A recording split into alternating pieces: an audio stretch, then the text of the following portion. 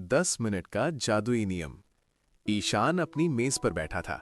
उसके सामने स्कूल की मोटी मोटी किताबों का ढेर लगा था और हाथ में एक पुराना चित्रकारी वाला ब्रश। वो उदास था।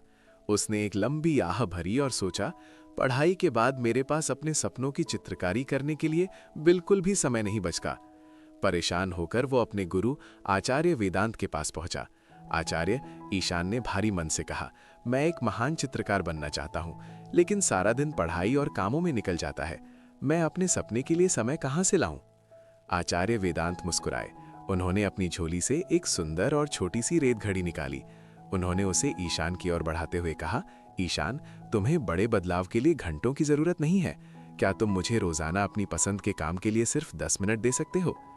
इसे 10 मिनट का जादुई नियम कहते हैं, गुरुजी ने समझाया। अगले 21 दिनों तक रोजाना बस 10 मिनट पूरी एकाग्रता से चित्रकारी करो। न कोई शोर, न कोई और ख्याल, बस तुम और तुम्हारा ब्रश। ईशान को यह बात बहुत अजीब लगी, पर उसने कोशिश करने का फैसला किया। अगले दिन शाम को ईशान ने घड़ी देखी। उसने अपने पुराने ब्रश उठाए और अगले 10 मिनट के लिए पूरी दुनिया को भूल गया।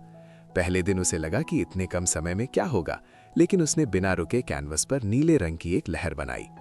एक हफ्ता बीत गया। अब ईशान को वे 10 मिनट कम लगने लगे थे। उसे अब घड़ी देखने की जरूरत नहीं पड़ती थी। जैसे ही वो ब्रश पकड़ता, उसका मन शांत हो जाता। उसके कैनवस पर अब पहाड़ और बादलों के आकार उभरने लगे थे। आचार्य वेदांत दूर एक पेड़ की ओर से ईशान को देख रहे थे। उन्होंने देखा कि कैसे ईशान अब बिना किसी शिकायत के अपनी कला में डूब जाता था। वे जानते थे कि छोटे छोटे कदम ही सबसे बड़े बदलाव की नींव रखते हैं। देखते ही देखते 21 दिन पूरे हो गए। अब चित्रकारी करना ईशान की मजबूरी नहीं, बल्कि एक प्यारी आदत बन गई थी। वो 10 मिनट अब उसकी सबसे बड़ी शक्ति बन चुके थे। उसका चित्र अब लगभग पूरा हो चुका था और वो अद्भुत लग रहा था। ईशान दौड़ता हुआ अपना चित्र लेकर आचार्य वेदांत के पास गया। वो एक सुंदर पहाड़ और उगते हुए सूरज का चित्र था, जिसमें गजब की चमक थी। मैंने कर दिखाया आचार्य, सिर्फ 10 मिनट में ये सब मुमकिन हो गया। वो खुशी से चहक उठा। गुरुजी ने प्यार से ईशान के कंधे पर हाथ रखा। याद रखना ईशान, सागर बूंदों से ही बनता है।